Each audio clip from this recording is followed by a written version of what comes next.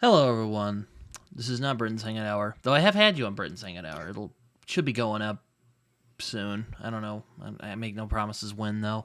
But I am here today with Alex Hawkins from Analysis with Alex, or what's the show you call? It's Book and Booze, isn't it? Yeah, the Books and Booze is the book-related one, so this would more closely align with that. Okay. Anyway, we did a buddy read of Outer Dark by Cormac McCarthy for spooky season. So, and we're here to talk about it today. We were going to do it last week, but something happened. So, now we're here though. How you doing, Alex?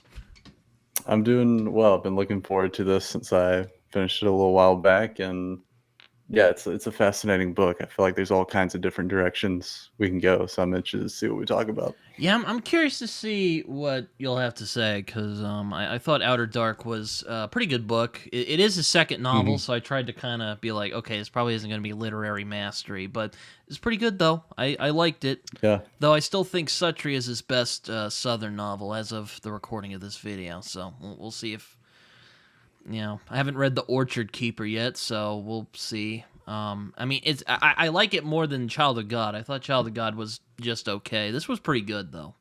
Um, yeah, I really liked it a lot, so I can kind of gush over it. But yeah, out of the I've only read 5 of his novels so far, so it's the Border trilogy, this and Blood Meridian. But I boldly at the end of the video that I'll share for this said I'm pretty sure this is my second favorite right after Blood Meridian for what I've read so far. So all right. Yeah, it's interesting.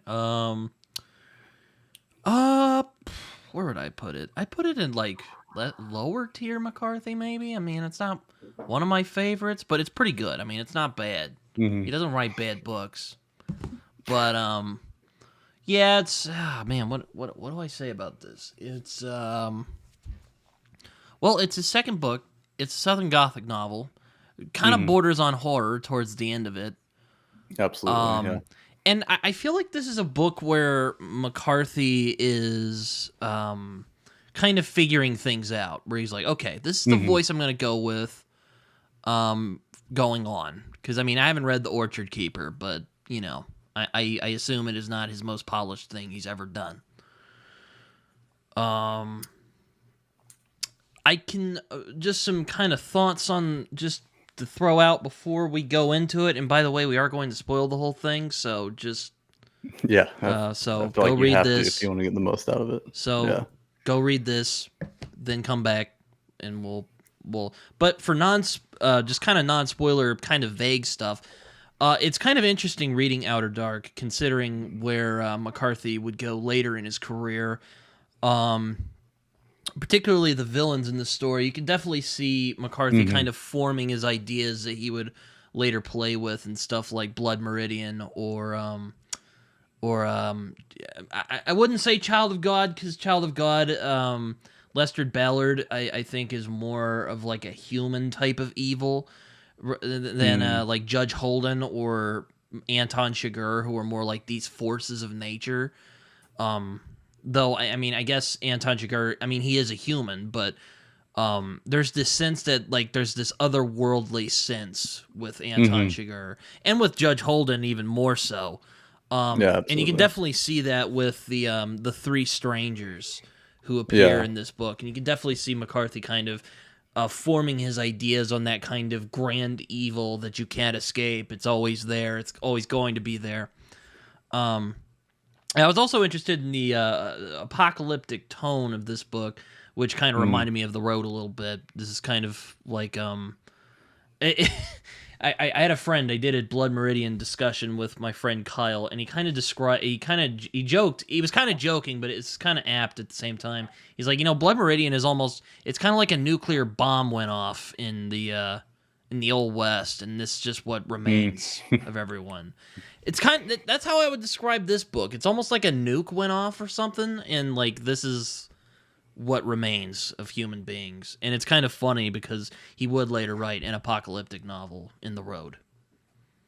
Yeah, Um, and with a very similar kinda motif of just the wayward journey, almost like a wandering like, there's a sense of destination, but with both protagonists in this, what exactly that destination is always kind of nebulous for them. And yeah, it's just very like it's strangely the setting he crafts is lively yet desolate. It's like oppressively green at times, and there's rivers and creeks, but it's very I took it as more lonely. like fall weather, like just apocalyptic fall. Like, Yeah, does that make yeah, sense? Like, it was like a yeah. grit. Did you ever watch? Have you ever watched Over the Garden Wall? Oh yeah, yeah. Every year. It's kind of like I kind of thought of it as like a grimier Over the Garden Yeah, Wall a little bit. I could see that. It's not as Yeah, I could see whimsical, that. I guess. It's the grim dark version of Over the Yeah, Garden Wall. yeah, Yeah. yeah, yeah. Um, but enough of my yapping. What'd you make of it? You seem to really be taking to it when we were reading it together. Yeah. I think similar to some of your sentiments, I feel like placing it as an early novel of his and him trying to find his voice. Also knowing that, like, looking into some of the background on it, he was receiving feedback over the Orchard Keeper while he was drafting this. So I'm thinking there's probably something in terms of like his editors that he's baking into this. But I felt like the style was almost more jarring than anything I came across in the Border trilogy or Blood Meridian. I don't know why that is. It felt like it was more like he's really trying to push it out there. Before those later books, I do think his style is a little bit more refined. Um, I feel like there's clear, perhaps, calls to Faulkner in a way with this, someone that I know he admired, especially when you have these almost like experimental splices of that trio traveling I and think all italics at random, I you think you would know? like Suttree then, because Fritz Suttree is very Faulknerian. Mm, Um, Admittedly, and don't assassinate me, readers, but I haven't. Well, actually, I technically have read some Faulkner. I read some of his short stories, like A Rose for mm, Emily. I read that in yeah. school, and I really liked it. It's a really good story. And I tried either it was Light in August or As I Lay Dying, and then I stopped for whatever reason. It just wasn't. I don't think I was ready for it yet. But yeah, You got to it's be in the headspace. yeah. I think it's a similar way with McCarthy, and I would give the caveat of this one in particular. You need to put yourself in a certain headspace before you like start approaching it. It's not necessarily, I think, like I'm going to pick up and like kind of go with it at the end of my day or something. It's like I'm going to sit down and like read this book. Yeah, no, I wouldn't. You know, if you come home from a long day at work, this isn't the book to read. You know. This isn't the book, no.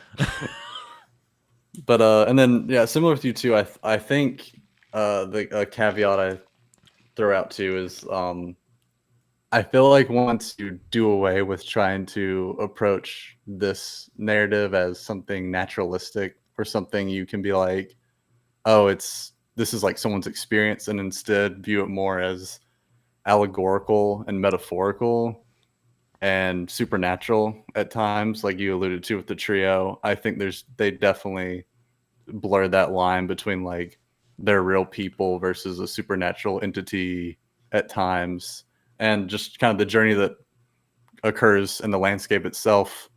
I at some point, I think halfway through, again we're going to be spoiling things, but basically Mhm. there's a moment where one of the protagonists, Kula, is in this town, and then the next like hour there's no one there, and Yeah, that I think was. there's a play on it being a ghost town, and it's like it's literally impossible for what just happened to happen. So I was like, It's okay, so everything's like, yeah. I kind of I sometimes roll my eyes when I hear this, but I might dare say that this book felt I do use it for Blood Meridian, but also for this book. It's very biblical, I would say. Oh, It has it's that big time. kind of Yeah. has that like Old Testament God's gonna strike you down for, you know, it's not it's you know, before Jesus showed up type of Yeah, Bible yeah. is what I mean.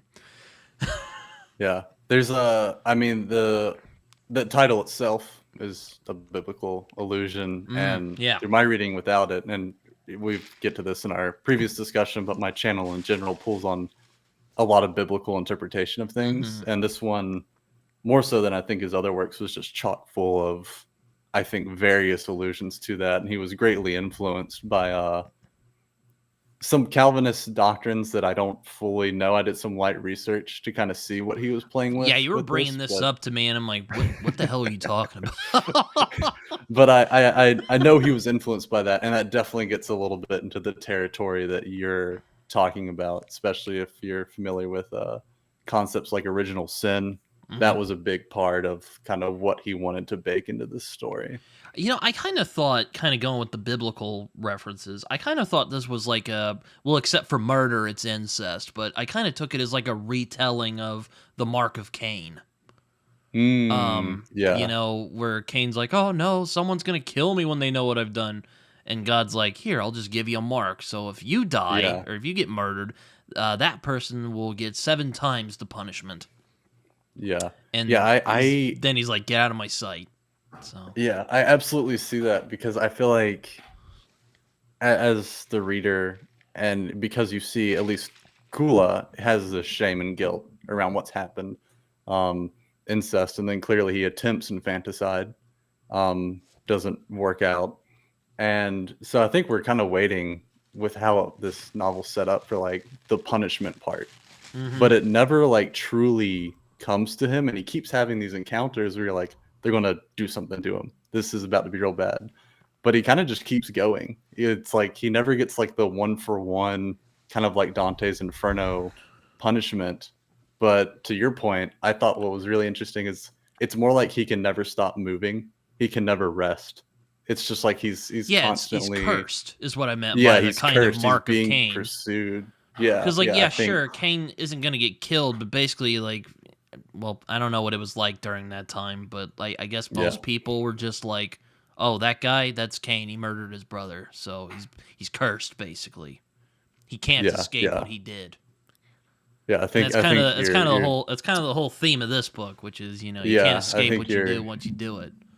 Yeah, you're dead on with that. I think that's absolutely accurate to kind of ascribe that to this novel. Which is a theme that McCarthy really likes playing with and stuff like Blood Meridian and No Country later on, Yeah. Like the kid joins with the gang, and like, sure, yeah, he probably didn't, as far as we know, he didn't take as much part in it as someone like, Judge Holden and Glanton, but, he can't escape that because he was complicit in it.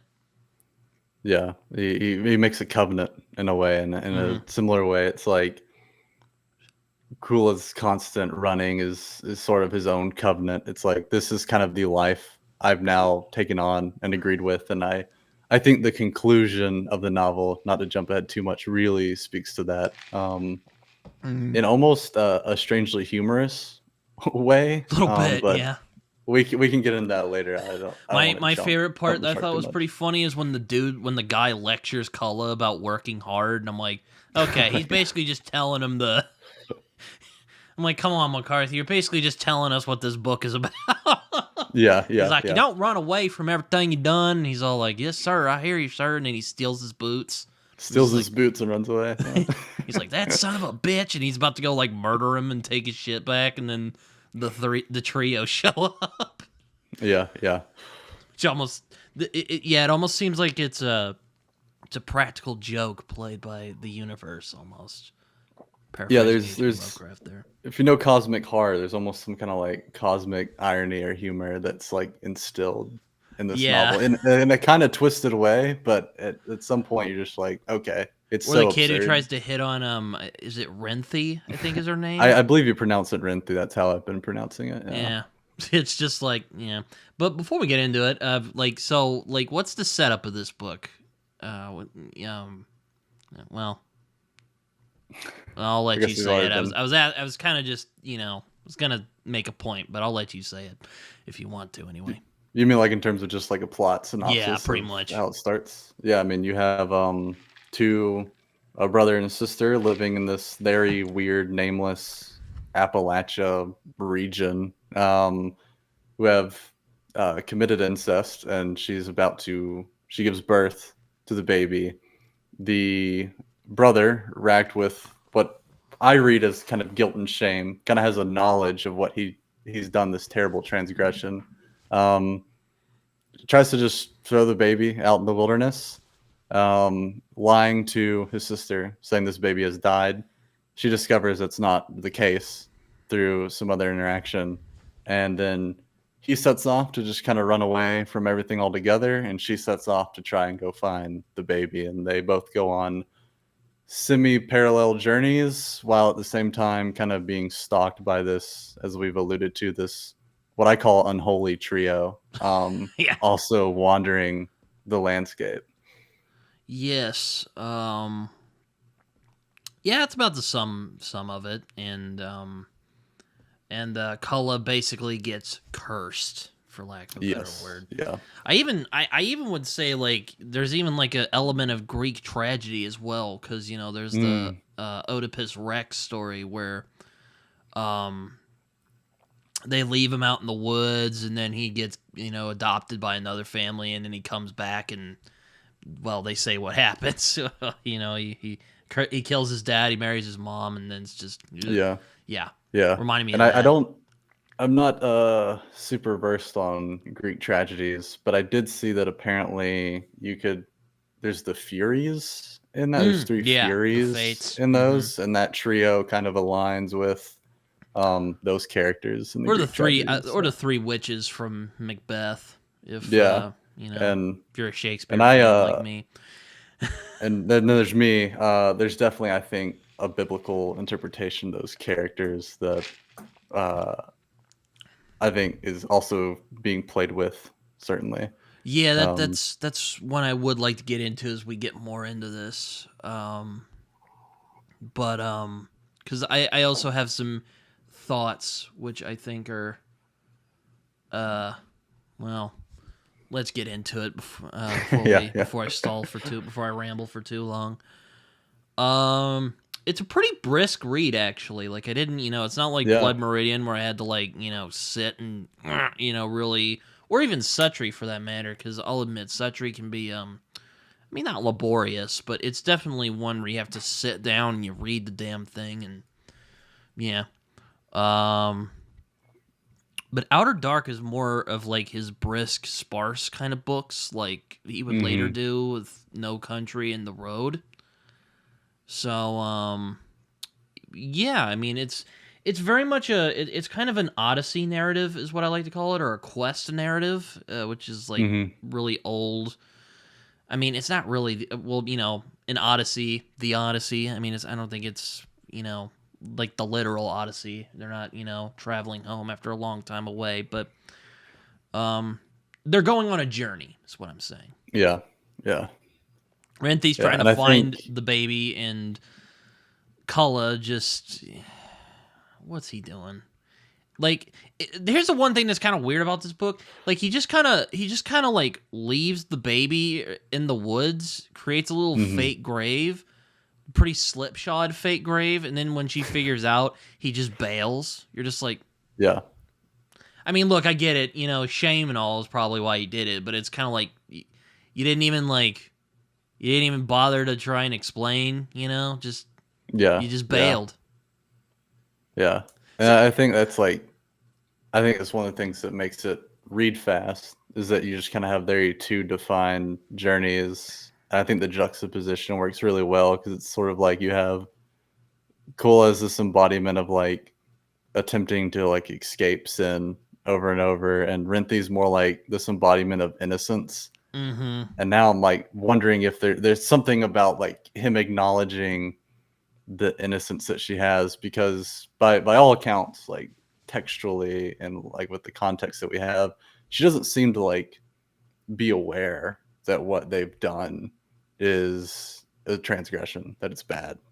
She overall seems more just Also, no hillbilly tragically, jokes in the comments. yeah. No, before anyone But says she seems anything. like tragically confused the whole time. It's really sorrowful and sad, and then she's just kind of thrust into this world where her She's almost innocence keeps showing childlike, up. I would say, which Yeah, just yeah, kind of, there's this kind of fridge just when you think about it, because you're yeah, like, so I don't know if I want to know this, but like, how did they get together?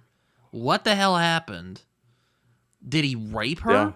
That's one thing that Yeah, I mean, I feel like it's open for interpretation that way because it's an unknown, and she, like I said, there's a tragic confusion, so it's like even that sort of experience could be factoring in there somehow. but like it's just like the more you think about it, it makes me uncomfortable, but that's kind of like Yeah, yeah, where my head went, because it's like well, like you said, it's almost like, well, she has that very instinctual, like, I gotta go find this, I gotta find this mhm, baby, like, you know, we did the thing, but I'm gonna get this baby back. And Kala is just trying to avoid it the whole time, yeah, yeah, basically. Well, until yeah. the end. Until the end, where he has to face it head on, and yeah, we'll get there, but that was definitely pretty brutal. But yeah, like, but what do you think of them as like characters? Like, I mean, do you Hmm. think that Kala, again, it's just kind of like, do you think it was like rape or something like that, or do you think like, because I don't know, I'm kind of leaning on it. It could have been because like she almost seems Yeah, like she's almost childlike. yeah, I think you can, and again, we don't know their ages fully, other than they're both younger. Mm-hmm. She comes across as more young when I read the novel. I think that's totally open for interpretation with it, given just how he is in other situations we see him in. I mean, he's rather exploitive. He definitely A seizes massive the jerk, moment. even. Yeah, a massive jerk, and he easily coerces other people. So it's like I think it's totally open for that.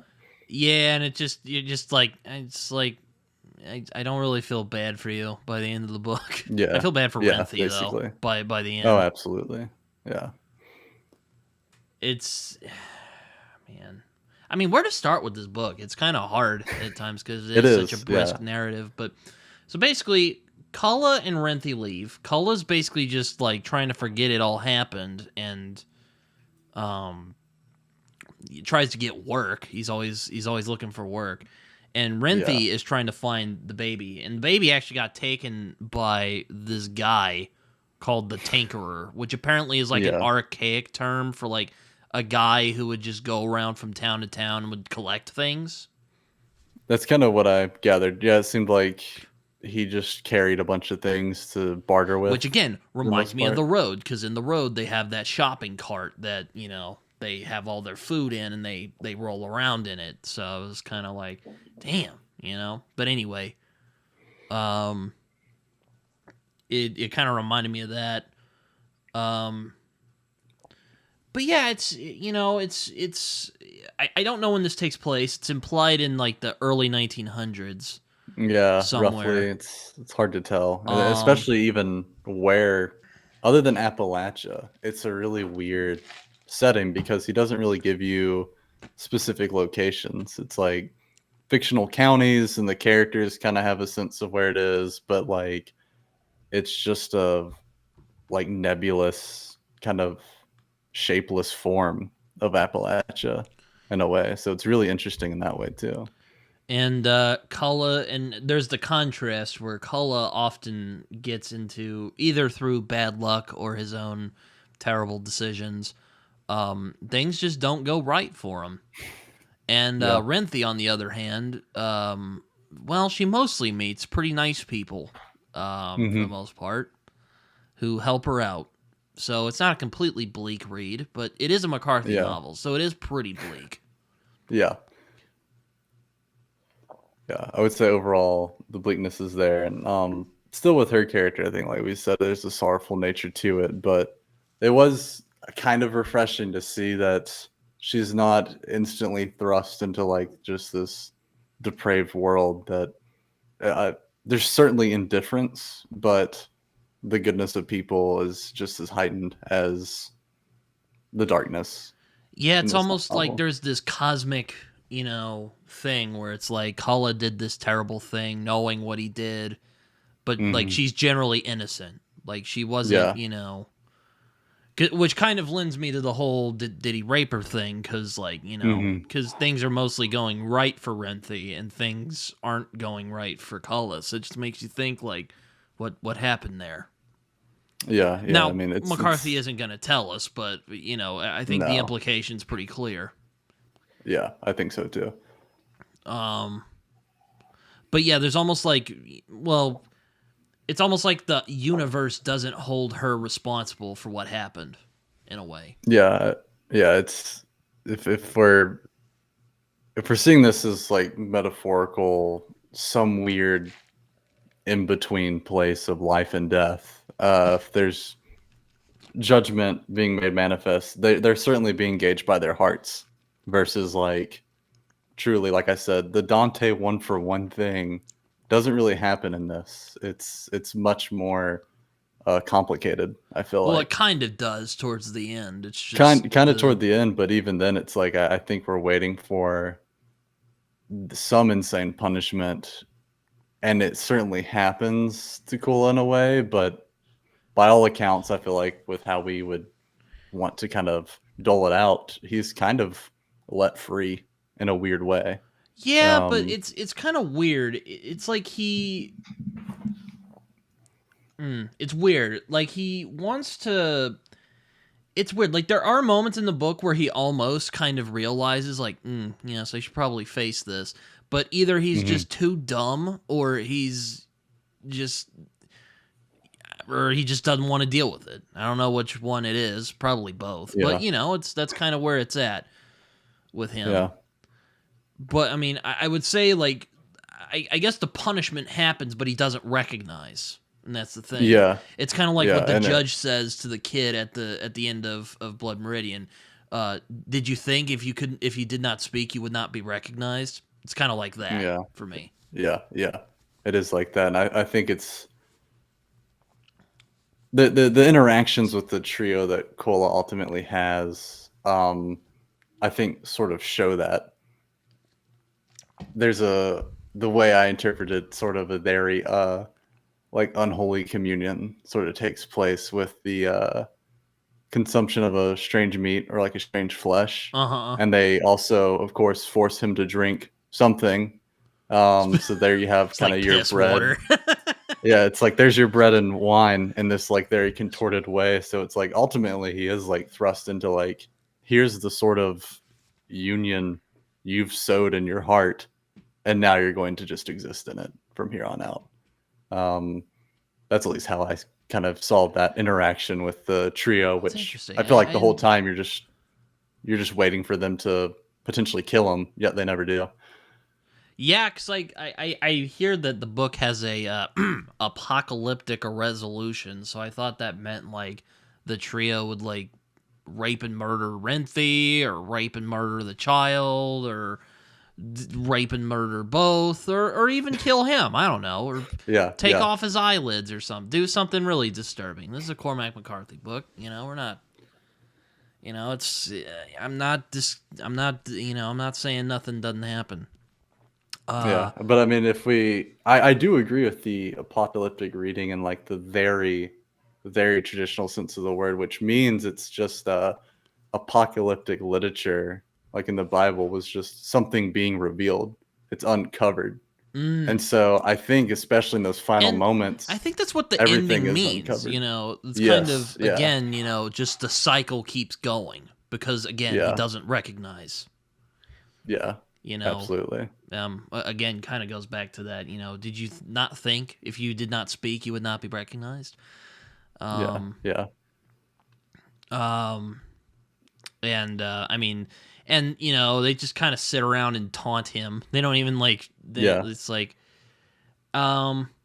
which I guess that leads us to the antagonists of the story, the trio, who are basically these three guys who maraud the land of where they're at and just basically murders anybody they come across. yeah. Senselessly so in many cases. Though most of the time they are people that Cullah has come across.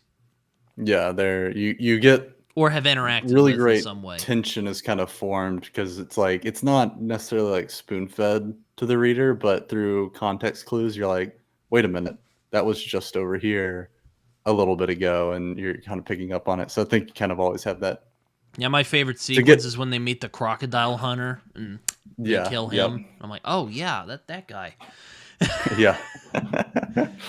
Um, but yeah, I mean, I asked this with what are but what do you think they are? What are they? So in my interpretation in my video, I kind of make this case of I think there's a clear push to have them be some type of supernatural demonic entity altogether. Some of that comes from another biblical allusion in which when Jesus will sometimes speak about demonic spirits, he calls them deaf and dumb spirits as he casts them out. Some Mm. interpretations will have it as deaf and mute. One of the members is mute, and one of them, in my reading, seems kind of like an idiot. He like can't really express himself properly, Like and he he has like can't, really he weird. can't, he can't talk. Yeah, and it has like weird disengaged like reactions to what's Hmm. going on, and the leader's kind of constantly talking down to him like he's an idiot. So like pulling from like that concept of like the mute spirit or the deaf and dumb spirit, it seems like there's some kind of play going I on didn't even there. think And that. then also just they just seemingly kind of appear and disappear like Yeah. again and again. So there's a weird that kind of spirit feeling too, as they just know when to show up, you know. Again, yeah, kind of like Chigurh or Anton, or Yeah. not Anton, I just said that, but or the judge, they're just kind of. Judge Holden, I definitely kind of felt there was a prototype Judge Holden in the leader here. He doesn't necessarily wax poetically about that which exists without his knowledge, exists without his consent, he, but he he, gets pretty close he in doesn't give vibe to sermons him. about war and Yeah, bloodshed. yeah, yeah. But he's a lot more toned down, more of a simple speaker, but it's definitely pretty similar. Yeah, no, I agree. He's not quite as loquacious as the judge, but I do agree that he definitely has a similar kind of manipulativeness and Hmm. well, malignancy, Yes, where absolutely, and I mean, he likes doing terrible things.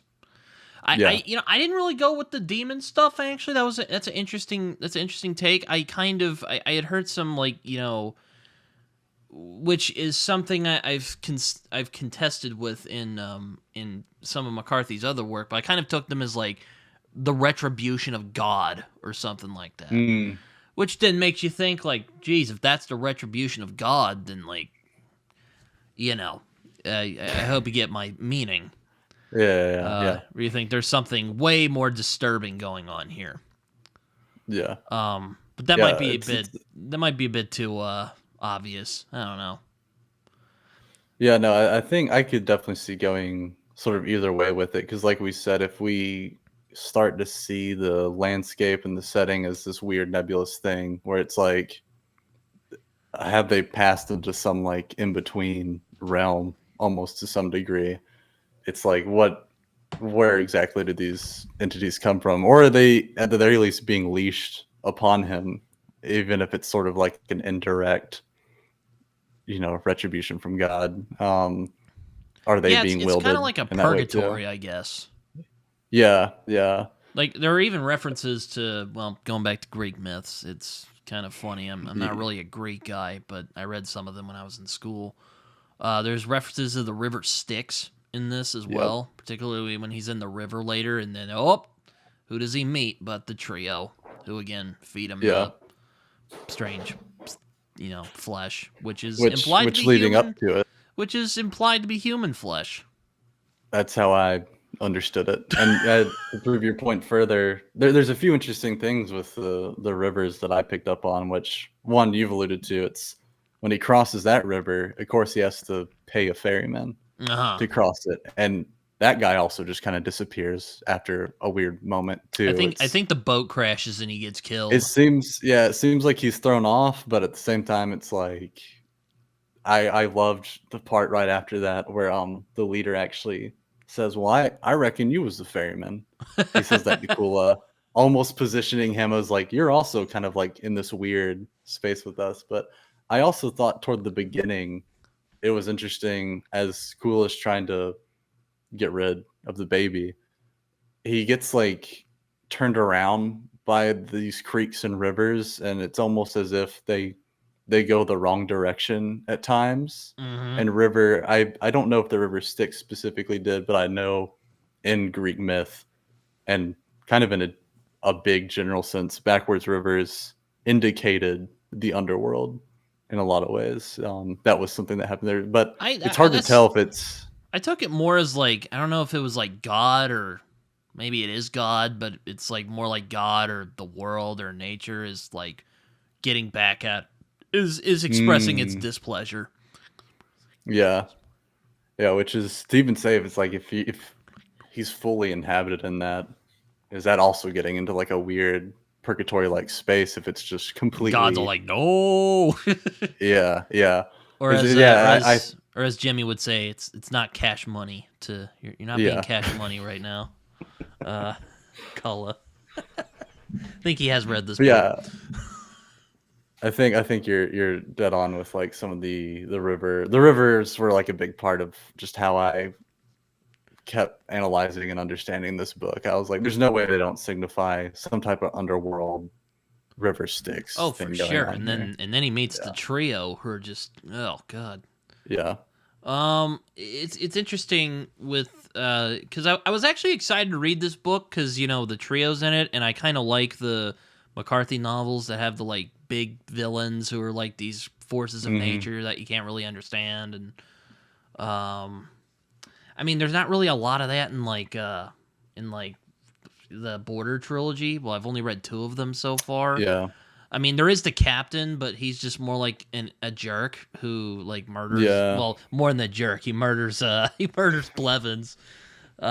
Spoilers for all three horses, by the way.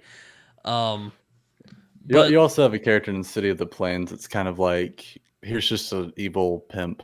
But that's kind of it yeah, with but him. Yeah. they don't have like that gravitas of like a Judge Holden or a No, Anton Chigurh. there's no weird metaphysical lens to these characters where you're like, are you human?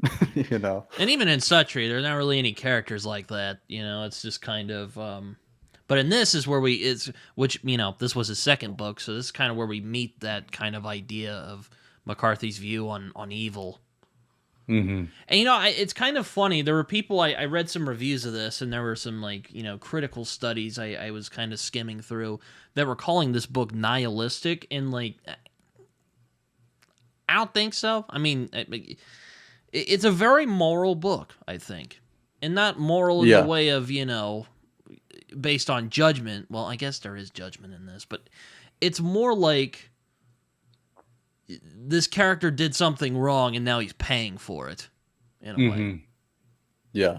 I absolutely agree with that. And I think in a lot of sense, it's like I know McCarthy gets the nihilistic tag thrown on him a lot, but I feel like it's a little bit surface to throw that out there. Just I think it's his worlds are very bleak and nature is indifferent, Mm-hmm. and that I think throws people for a loop. But yeah, when you dig deeper, especially with this, but I think even Blood Meridian and the Border trilogy, when I read them, are pretty moral all around. There's a lot of moral nuance Mm-hmm. to how the characters interact with the world. So it's like, and often there's a sense of hope and idealism that comes through with particular characters, and I think we're kind of invited to be like, why do they get it and some of the other characters don't, and they kind of succumb to this darkness. I feel like he's really good at capturing that, and I feel like that's clearly on display here to almost like an extreme degree. Yeah, I mean, I mean, I guess his moral universe is kind of to the effect one of the oldest kind of moralities, which is your actions have consequences, Yeah, and once you make a choice, you can't escape it. yeah, Um, which you see in a lot of his books. Um, kind of like, I mean, the Border trilogy's more wistful. Well, All the Pretty Horses is. The Crossing's pretty sad and Yeah, bleak. yeah, Um, but I it haven't read has Cities of that. the Plain yet, but I don't know if Cities of the Plain is like that. It's almost like a merging of the two in all kinds of different ways. Says of the Plane is cool for that reason that you have both like symbols and themes from both books clashing together in it in an Mm-hmm. interesting way. But I was about to say almost to the effect of like with like the crossing. I felt like one of the central themes that you can see again here in Outer Dark is like holding on to an idealism and a hope despite there being almost like no logical reason for you to do so Oh, is like sure. That's kind of the whole what it theme of takes the to road survive as well. the road too. But I feel like Renthi embodies that, but almost in like a instinctual manner. I feel Mm-hmm. like with someone like Billy in The Crossing, or I haven't read The Road, I've seen the movie, but a similar thing where They're it's very like there's similar. like a So there's an active choice in accepting that versus with Renthi, it's like she just kind of embodies it. yeah, and I mean, she kind of has to. I mean, she has a goal. Yeah, She's looking for her yeah, kid, and well, she ends up finding the tinkerer who you initially meet, and you're like, oh, this guy seems like a nice dude. Maybe it'll go well. And then she goes, hey, that's my kid you just took. And she's all like, well, you left him in the woods. And she's like, no, I didn't. And then he smacks her around. I'm like, okay, that was pretty intense. I wasn't expecting that out of him, but he's like, yeah. "You Me don't either, deserve him," is honestly. what he says, or something of that Yeah, of that of that caliber. Basically, goes, "If you left him in those woods, you don't deserve him," basically, or something like that. yeah. Which is ironic because she actually didn't leave him in the woods. Hmm. Which I feel like almost reflects the sort of it's interesting. I felt like Outer Dark is like a meditation on sin I've heard versus you say like that. Yeah. Blood Meridian is more like a meditation on evil, and I feel like he kind of like Well, yeah, pinpointed evil, both those in this. violence, war. Yeah. So, but I feel like that outcome for Renthi in turn makes us reflect and think about even wider spread consequences of Kula's actions, where it's like not only is it affecting him at this point, but without some kind of redemption for Renthi too, it ends up affecting her in the end too. Which gets back to like some of the Calvinist doctrines that he was tinkering with that would Mm. certainly kind of align with some of it. I kind of took what happens to Renthi at the end as kind of just how sin affects everybody. you Yeah, know or again, kind yeah, of going back to that Mark of Cain, cursed yeah. um motif where Kulla's actions didn't just hurt the baby, it hurt his sister as Hmm. well. Yeah, yeah, and then it kind of makes you wonder in turn, what does it do to all those they also encounter and go with? I mean, clearly with Cola, there's a one for one of everyone he meets runs into this demonic trio It at some runs point, into the and trio, murders everyone. yeah, yeah, and then with Renthi, it's kind of like what there's probably some kind of like repercussion that it continues to spread to that we don't fully get to capture with like the family she stays with or the doctor, for Hmm. example, and so on and so forth. Yeah, I didn't. I'll admit I was kind of a dummy here, but I didn't realize that what they were talking about is that she was still like lactating, and I was like, Yeah, oh. yeah, yeah, yeah. After I mean, all the depraved she's shit that's going on in this book, he's yeah, describing that. I'm like, Jesus Christ, man. yeah. I mean, she suffers, like unjustly so. She just suffers and suffers. So Yeah, it's man, poor Renthi. She got a yeah, she got a raw deal out of she everything. really, yeah, yeah. It's brutal. Yeah, you're just like, damn it, why don't you get like? Ugh, it was frustrating with Kulla because Kulla's just like, just being a huge jerk face, and you're like, Yeah, okay, so is like he gonna just get utterly broken by the end? And I guess he kind of does, but again, it kind of goes back to like he doesn't recognize, so the cycle continues. yeah, and I think it's so well captured in that last scene. And like I said, you almost have to laugh at it because of like how absurd it feels after everything, where it's like the cycle of the blind man is about to go into the bog and Koloff recognizes Yeah, that it's exactly. Yeah, dangerous, that's and so. he himself I didn't says, put that together, but yeah, that's perfect. yeah, like he himself says, someone should let that guy know it's about to be dangerous, but he doesn't. And it's also aligning. That was him at the beginning, and it's like that cycle also Yeah. happens. Yeah, yeah. So before we get to the like actual ending and climax and other parts of the book we liked, what were some favorite moments for you? Uh, for one, there was just something. There's a few.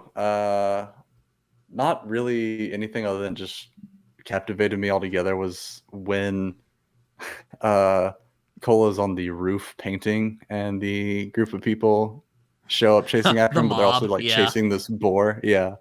That was just more like I don't know if it was it was They're just like, hey, that's that guy who stylistically killed those three guys. Kill him, and they shoot him off the yeah. roof. Yeah, like that part just kind of captivated me. But the other one that like really enthralled me and gets back to the biblical illusion stuff is when he joins these pig herders Oh on like a yeah. cliffside, and then there's a stampede of hogs and they end up killing one of the herders, Uh huh. and they kind of start to throw the blame on Cola. And I find it interesting because so it's after his I believe that's after his first encounter with the trio. He has 2 encounters with them, correct? I think so. Yeah. And I believe that's after his first encounter with them. No, I think that was right before his first one. Cause or well, That was no, right before the first wait, no, one? hold on. No, I think you're right. That is before his second one. Because they take him out of the Because water.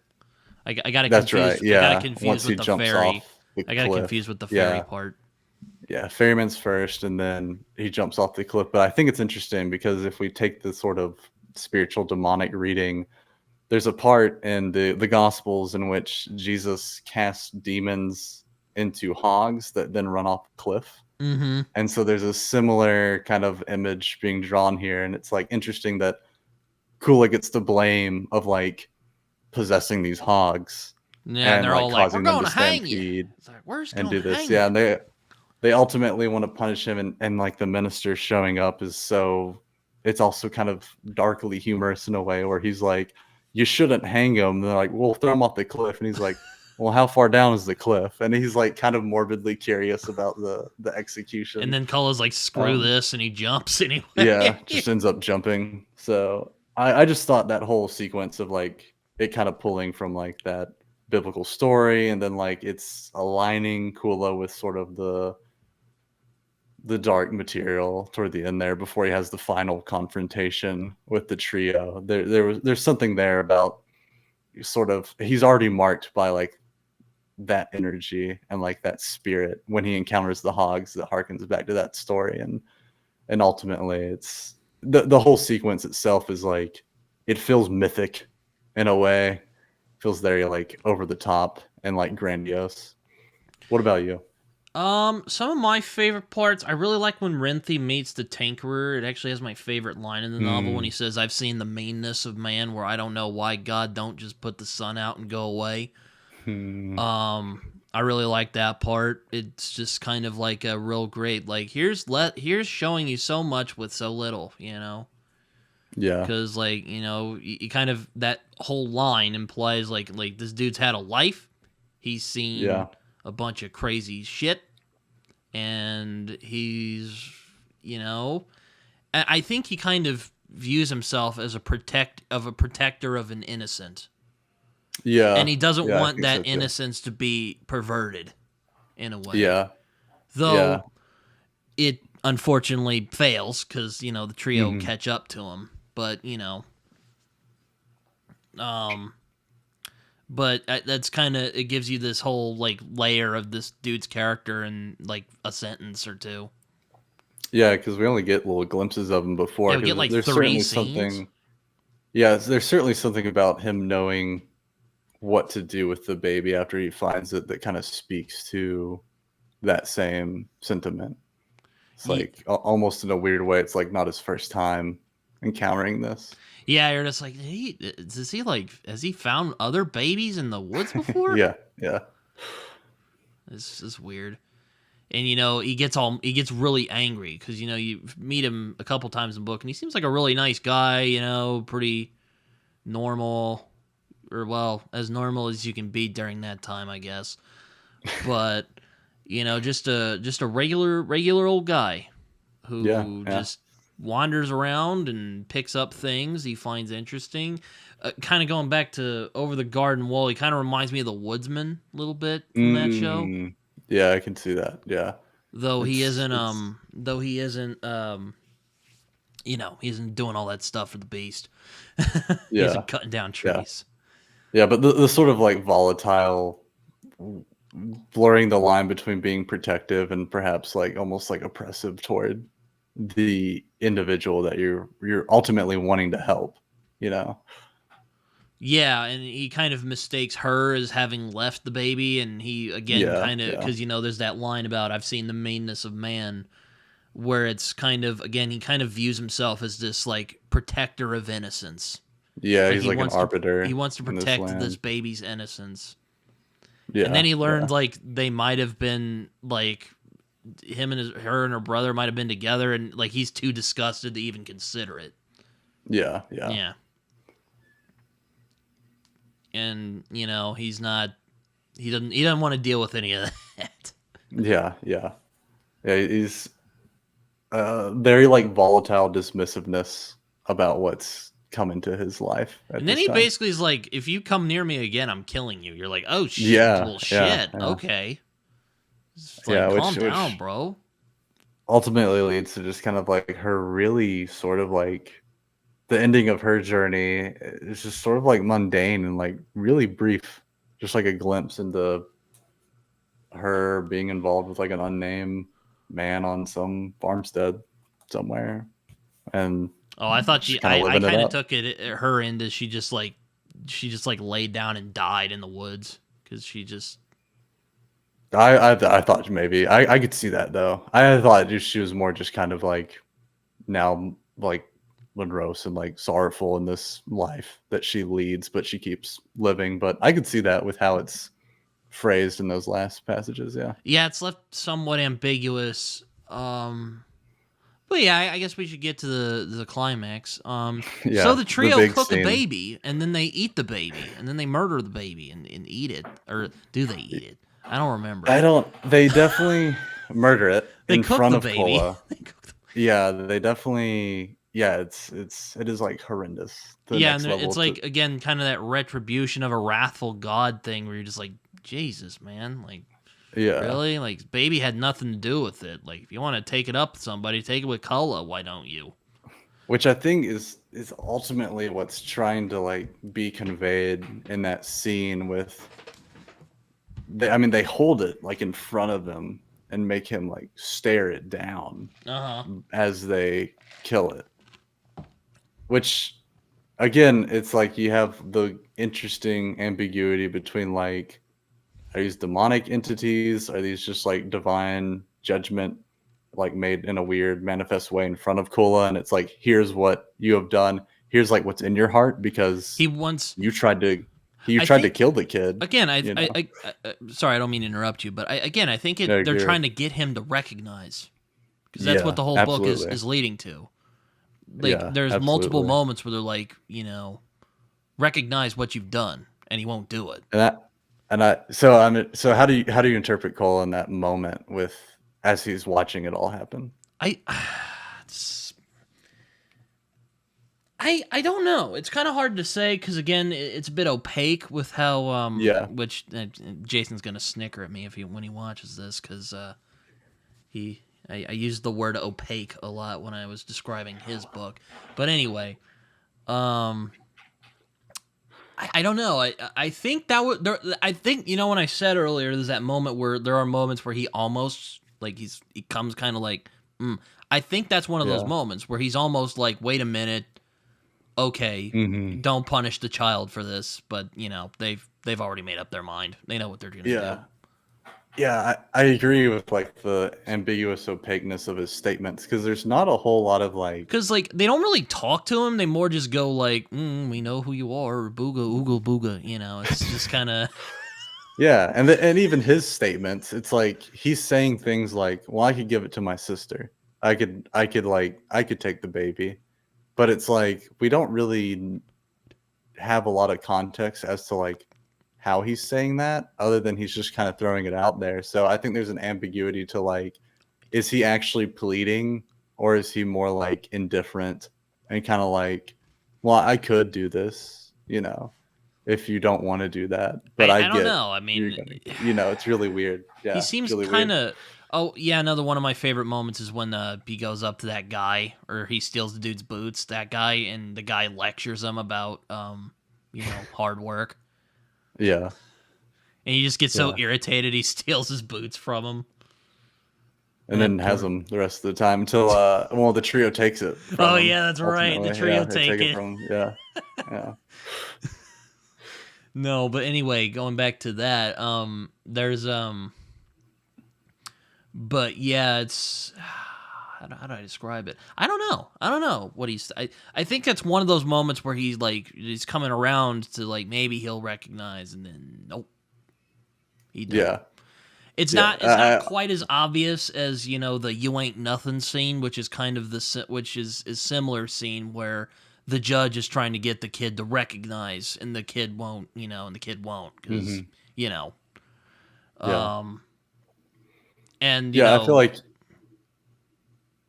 you have the ambiguity in the moment of Kola. It's like, is he kind of finally reconciling what's going on here? But I feel like the very last chapter, which we've already alluded to, with him watching the blind man go off into the bog, and he's, hey, someone should let him know. Like, it's okay. You clearly have not learned like anything like from your experiences at this point. It's like he's still trapping himself in yeah, that that's why I cycle. think at the Yeah. end the cycle continues because Yeah. Yeah. he hasn't recognized, he hasn't learned anything, Yeah. which is Yeah. an interesting ending coming from McCarthy because I was expecting a kind of Blood Meridian like he freaking tears him apart, or it's implied he tears him apart in the Jakes, Yeah. and the people Yeah. walk in and are like, holy shit, you know. Um, I was expecting something kind of like that, which I mean, I guess they do, except it's the baby that kind of gets the brunt end of it. Poor guy Yeah. or girl, Yeah. Yeah. because We never know. It's just I that's a baby. I was about Yeah. to say I don't think we even know the gender of the baby, I don't think it's ever said. You just know it's a baby. but like But yeah, it's weird. It's I think it's purposely so ambiguous as to like it kind of invite us to be like, what fully transpires in those moments, you know? yeah, Because I suppose you could then see the extended chapter that you get after this event as like maybe witnessing that hardened him so much and like jaded him to the point where it's like, why would I extend assistance to this other person who is entrapped in the same thing I'm in? possible. So That's I possible. definitely think it's either ignorance or kind of now he's also fully kind of malevolent in his attitude toward the world. Or more nihilistic. Yeah, And yeah. So I could also see that kind of transpiring.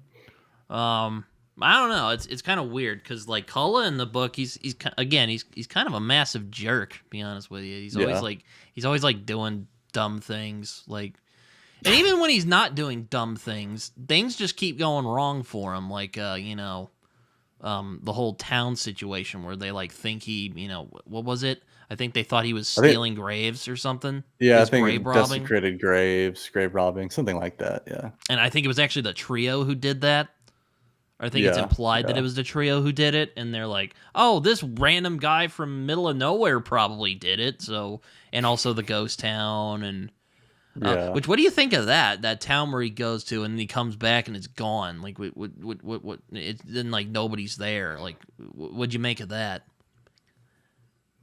Other than I think there's a clear play on it being a ghost town. Like all his interactions were like this spectral thing that maybe they were never really there. Mm. I think it's also just a very spooky way to continue at his curse of like he kind of had something teed up. He could kind of stop here and like rest in a sense for a while for what he wanted, but he's not permitted that. Instead, it's completely plucked away, and it's like good job, like keep going, like you can't rest. And then I don't know. There's probably also some weird subtext around like the disappearance of those kind of towns in Appalachia in general. It's like you can find very spooky, rundown hovels up in the mountains. I mean, it's around the area where I live, so it's like I kind of know. There's also Just the 3 going around. hanged corpses. I think it's Oh Renty who yeah. comes Oh, across that's it. right.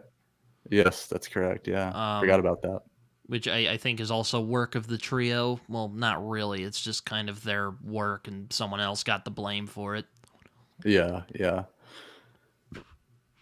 But I mean, no, it's a really strange book from McCarthy because it's very surreal. It's very strange. mhm. I don't know if it's as surreal and strange as Blood Meridian for that matter, but it's tapping into a similar energy, I think. Except Yeah, it's in the I feel like Appalachians. It's not the American West. I feel like there's also stylistically something I pointed out that kind of sets it apart is Blood Meridian still maintains like that really visceral imagery over and over that it's like really beautiful at times where the imagery itself felt more peeled back here and it was Mm-hmm. more obsessed with capturing a tone versus capturing like imagery. Mm-hmm. um but it kind of adds to the outer dark theme of like everything feels like shadows and like shapeless and like the trees feel dark, the rivers feel dark, everything's kind of cloaked in like this dim land in a weird way. It's like the consequence of the sin was so much it like just covered the land. Yeah, yeah. Like, I could see that. do you think that? But like, do you really think that like, Cullen is cursed? Because again, I was kind of getting that Mark of Cain, vibe from this book. I think there's certainly something to that that I think is being pulled from it. It's I think ultimately he in the sense that he's like refusing any kind of redemption or to reconcile anything, I think he's inviting the curse. I don't know. That's what makes it kind of compelling is it's like could he like stop this at any moment? Because it seems like he potentially could, or at least change something. But he's stubborn and or as you said, maybe stupid to the degree where it's like he's not having that. So I do think there's an idea of like he's cursed, but I don't know if it's as exact as like it's stamped on him as much as like he's inviting it again and again and again in these interactions. Yeah, he's definitely again, it's kind of a recurring theme in McCarthy's work where you make a decision and that decision just binds to you. Yeah, alters the entire course. Yeah, of your alters the course of your existence. life. Yeah. It's like that line in sorry, it was my mother's hand. Yeah, I hope you didn't see that. No, you're good.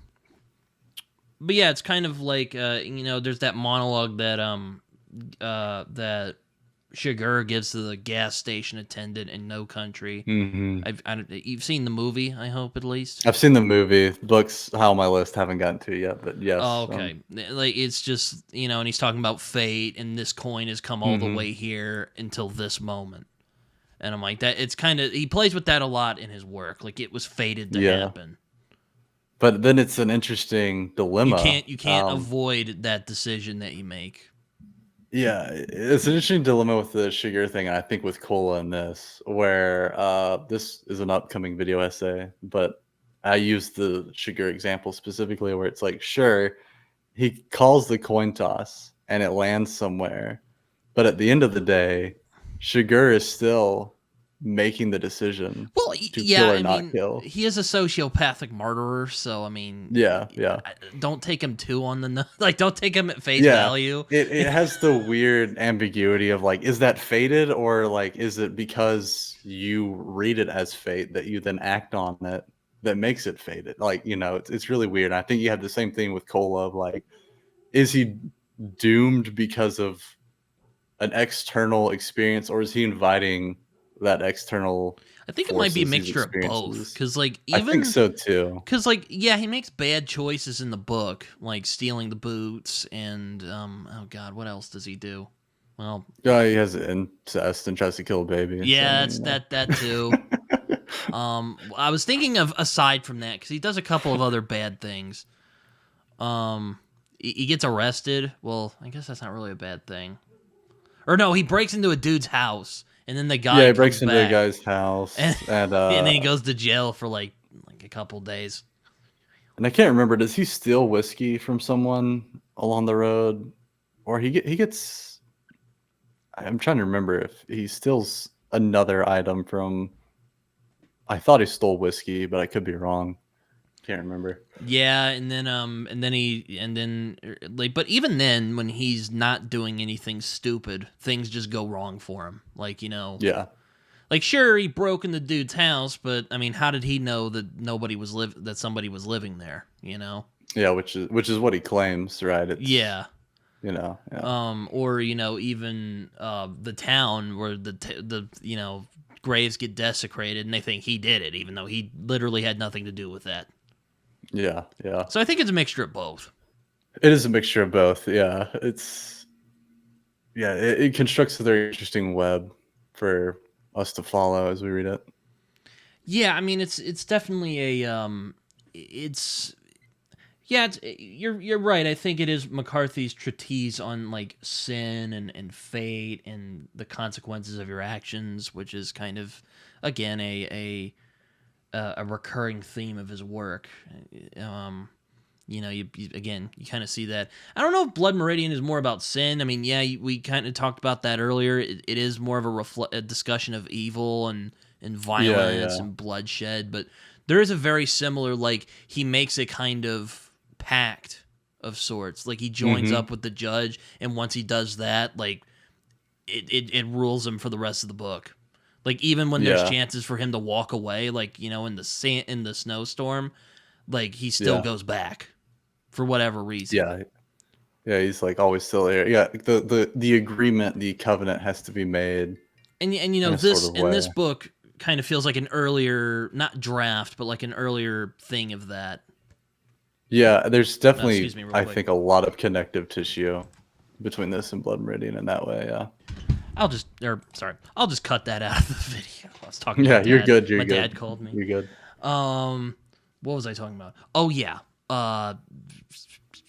covenant. That's an interesting word. Like, go into that a little more. Well, it's sort of, I think, what you see with, it's sort of almost indirectly done with Cola, just because we see. I also always frame it as like agreements. It's in the same way of like I'm stepping Like a into a Faustian, particular.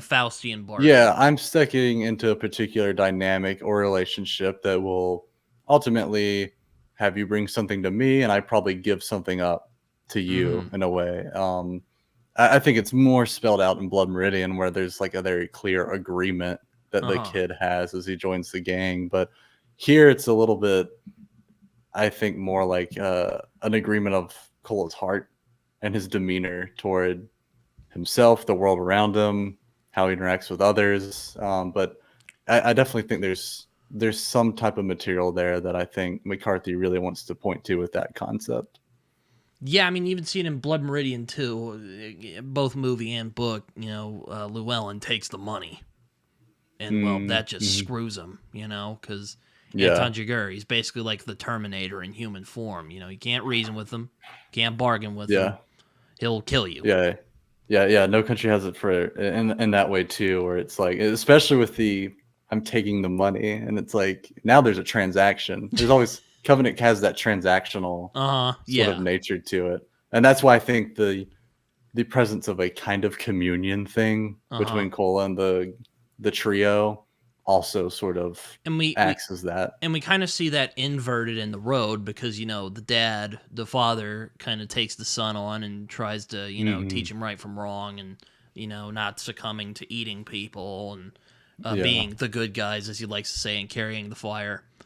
Yeah. And that ends up paying off because the kid goes with some interesting folks, which it's left ambiguous on if they're among the good guys. And I mean, I guess it's implied that they are because they have a dog, but you never know. Yeah. But kind of it's kind of the opposite though, where like there is that transaction, but it's worked out. Like it's like his virtue, for lack of a better word, has paid off. Even though he does a couple of not nice things, like stealing from that guy.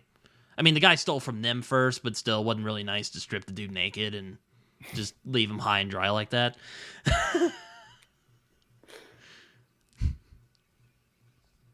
Like I think that's the only like mean thing he does in that book. Like most of the or movie, both they're very close adaptations. Yeah. Sorry, I'm sorry if I'm spoiling both of them. I mean, if you've seen the movies, then you know the stories. I mean, they're very close. Yeah. But Outer Dark is again kind of that, and I'm kind of fascinated with that theme as well, that like that covenant idea. Where McCarthy is basically like, well, when you make a really bad choice, bad things are going to happen to you. Yeah. And that might sound like, Care Bear, type of bad. It seems kind of cliche on the surface, but once like McCarthy plays with it, you're like, holy shit, man. Yeah, I mean, there's definitely truth behind it, especially in the way that he constructs it, which also leaves the interesting option of like, same as we've mentioned with Cola and the kid and Blood Meridian. It's like the covenant can be broken at any time too. That's not to say there aren't now further consequences for you also doing that, but the option is like still there's there, that sense that like. Sure, like sorry, I don't mean to interrupt you. No, you're good. I mean, I was just gonna say, yeah, there is that, but still, there's that sense that once you take action, you can't go back.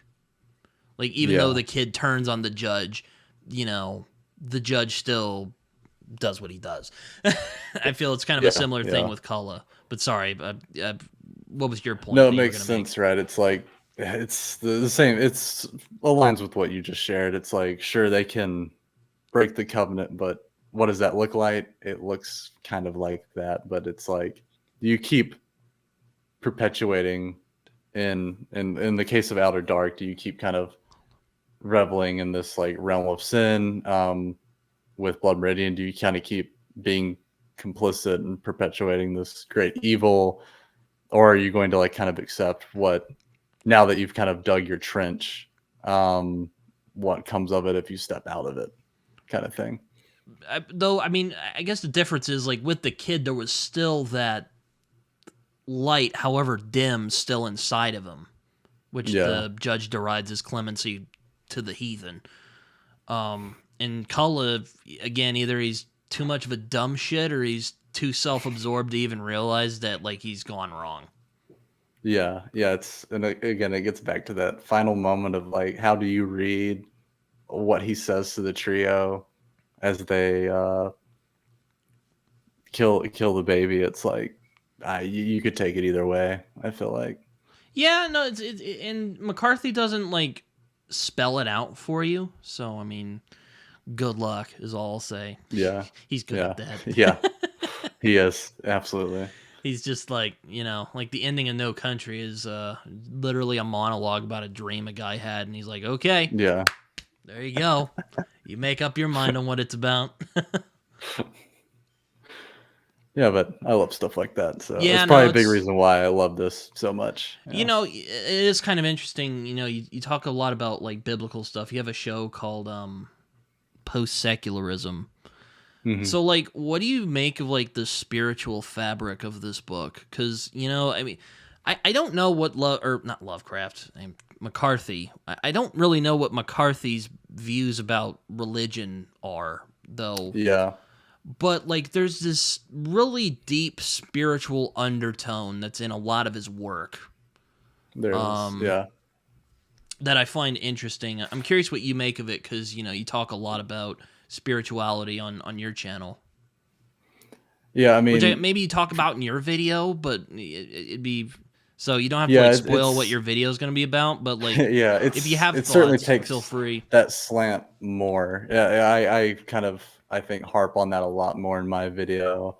But in terms of the spiritual fabric with this, I think that's why I say this is like a very pointed meditation on sin, where it's like other works. I think he's always kind of like it's a theme that's like flirted with, and it certainly shows up. But with this, it's like, how do I almost metaphorically or allegorically like spell out maybe what he thinks that looks like. And to my understanding, very few people know exactly what his spiritual views were. He was very tight-lipped on that. He explored all kinds of different He things. was on he was like on an atheist documentary once, but like I don't know if he was an actual atheist or if he was just talking about science because he was a big science guy. Yeah, I have he no was idea. huge. He was huge into like a lot of like theoretical physics and stuff and like quantum theories. That was like his big thing. Uh-huh. That's why he moved out to Santa Fe because he wanted to be next to the Santa Fe Institute, just learn what they were learning.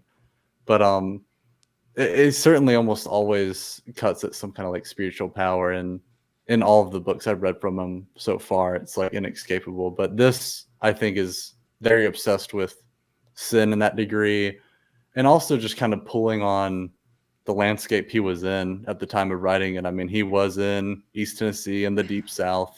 You encounter a litany of all kinds of different ideas. And like I said, he, for some reason, was very big on like original sin and another, I explained this in my video, a Calvinist concept called total depravity, which I think he kind of bakes into how the sin progresses in Outer Dark, because it kind of tries to make a case. And as we alluded to earlier, there's this almost like shockwave genetic spreading out effect that coolest sin has. So I think that's kind of like I think I really like it because it feels very focused.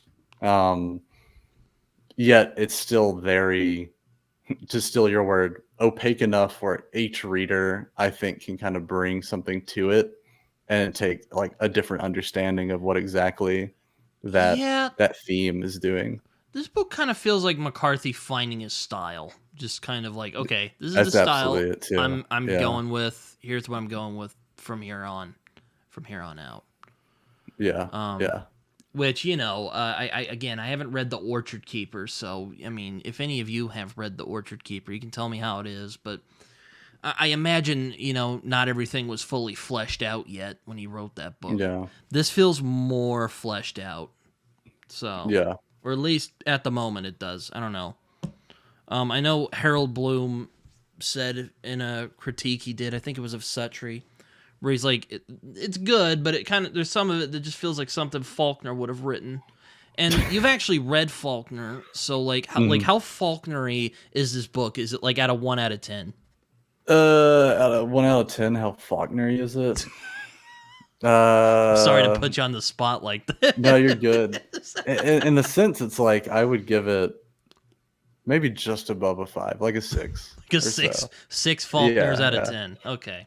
Yeah, I mean, you definitely if you go read something like As I Lay Dying, almost even like structurally, it steals that to a certain degree. Okay. Especially with those italic parts of the trio that are like spliced in there.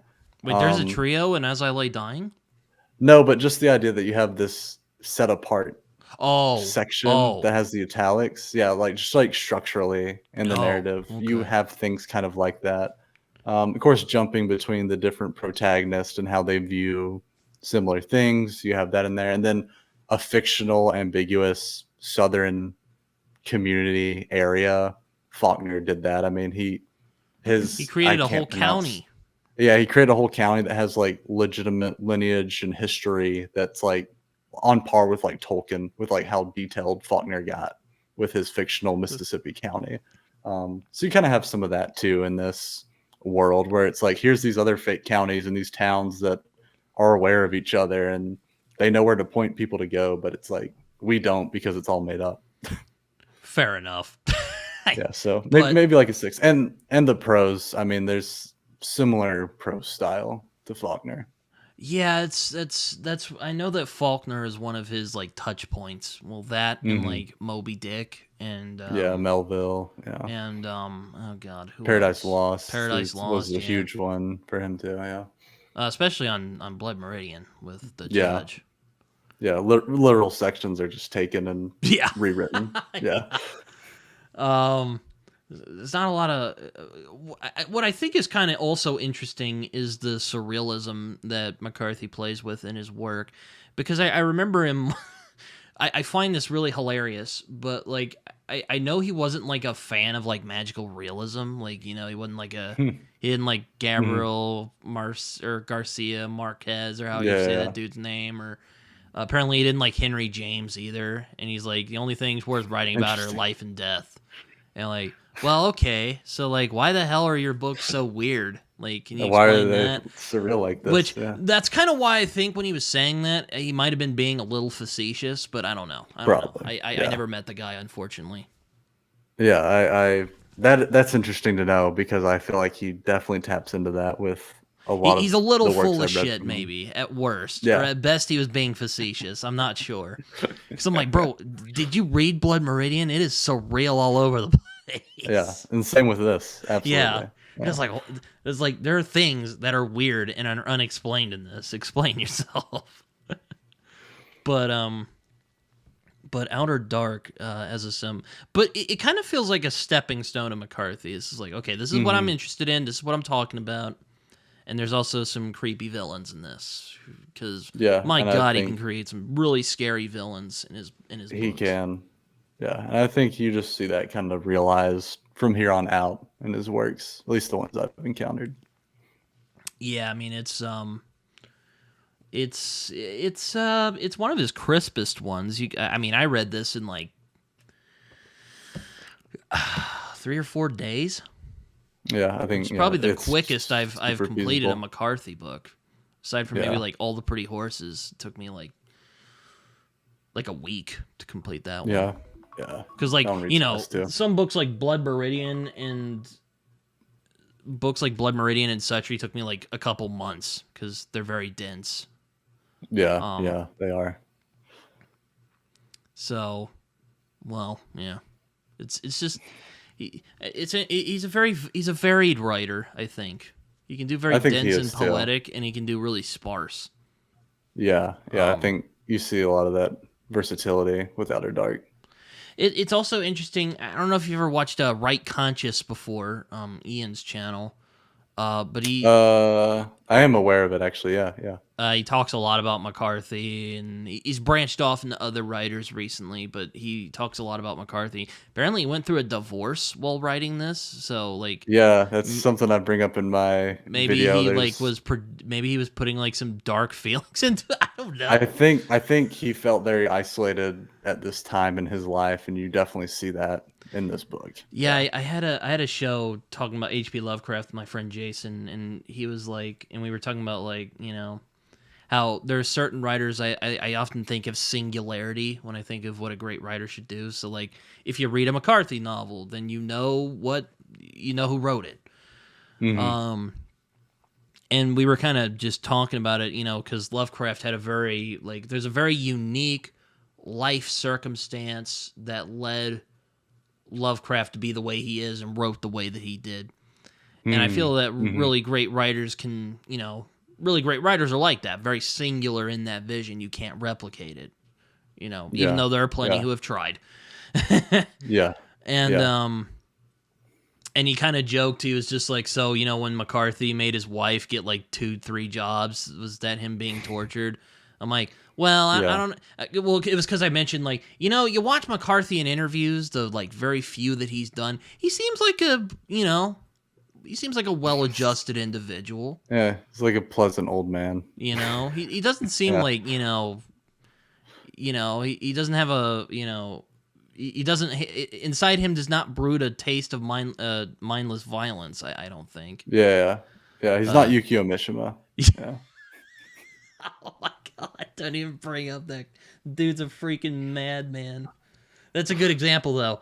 That is, yeah. But he's like, so, well, what about he made his wife, get like 2 jobs? I'm like, I think Yeah, that's him yeah. just being a stubborn ass. I don't think that's Yeah, him being I think tortured. he's just determined to just full-time write, and he'd do that at any cost. So, yeah. I'm like, I don't know. But, yeah, it's interesting about Outer Dark because, yeah. I think that's it. This went by more quickly than I thought because Yeah, McCarthy we books are we usually flew really by. really meaty. Yeah. I mean, yeah, I feel like we covered a lot of ground with it and Maybe you a can lot read of Sutry and we can insights talk that are about fun to that or share. something. Even though I've kind of already Yeah, done that with my friend AJP, but I'm kind of yeah, I'll let you dissatisfied with know. that video. I'm always interested to get back into McCarthy. So Um, but final rating, I don't really rate things anymore, but like, I'll 4 burned babies out of 5. I don't know. oh my gosh. That was terrible. I'm sorry. Yeah, I mean, my rating on my channel is always either a toast of excellence or I don't, and I kind of give some caveats. But I feel like I kind of made it clear that if you go watch my video, this certainly gets a toast of excellence. So Yes, this video and his video will be going up the same time, or at least we're gonna yes, try. we're gonna aim for it. We'll see what happens. Because I have schools on Wednesdays, so I have to. So I generally wake up, I upload it, and it takes like 2 hours or a couple Okay. minutes when it runs well. But we'll see how it goes. Usually with longer things like this, it takes not as long, but we'll see. Okay. But Alex, I think that's it though. Yeah, I feel like we covered a lot. I had a great time. So But yeah, Outer Dark. It's a pretty good book. It's really dark though. yep. Don't read this if you're feeling depressed, Yeah, I agree. Yeah, don't do that. because you're You'll not just feed it. don't Yeah. yeah you won't be skipping down the street No, whistling no. when you're done with this book. But yeah, no, I think that's it. Outer Dark's a pretty good book. Not one of my favorite McCarthy books, and again, I would probably put it above Child of God, but I think Sutry is just, I mean, I think it's his best in terms of prose styling, prose style. Okay. I don't know if That's it is probably the his next best one for me. because, well, I'd say Blood Meridian is his best. Yeah. My personal favorite, anyway. Which I know that's kind of a normie choice, but it's my list, so go away. Well, there's a reason for that. Yeah. I was arguing with a friend of mine the other day about Blood Meridian, and it was just like, yeah. He just didn't get it. It happens. Even though he's just like, he likes Thomas Covenant. I'm like, that's the most edgelordy freaking fantasy you can read. Like get out of here. But anyway, I won't be too salty. McCarthy's not for everyone.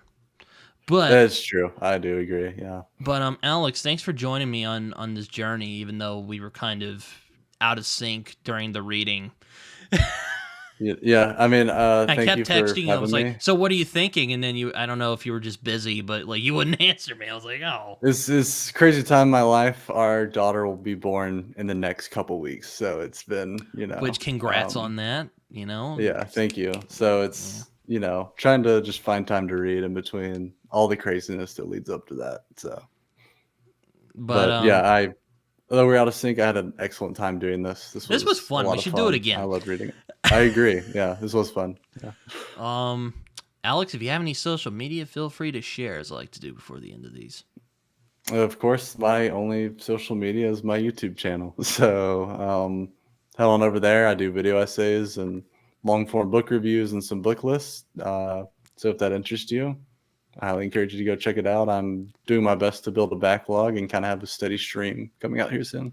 He did 5 books to read after Blood Meridian, which I found was I very did. helpful. So yeah, I feel like if you are a McCarthy fan, go check that out. I think there was I think you even had a Mishima book on there, which I was there like, was oh a my Mishima god, book. you want to go Yep. into true batshit craziness? Oh my Yeah, god. I mean, I'm just doing my part to uphold the lit bro atmosphere on YouTube. So We're just the bane of Stephen Donahue's existence at this point. yeah. But But anyway, hope you guys enjoyed. And if you come this far, either you've read the book or you just don't care about spoilers, which in that case, what is wrong with you? Anyway, yeah, thanks, Alex, for coming on. We should do this again. I agree. Thank you. Yeah, this was a fun time. You can find me on social media. I have Twitter and Instagram and all that stuff. And like, subscribe, as my friend John Minton likes to say. It feels good. Even comment. I like getting comments. I know I like doing a lot of long videos, but I appreciate the comments. So, well, again, read the book first. All right? Read it first, and then come back with your comments. So there you go.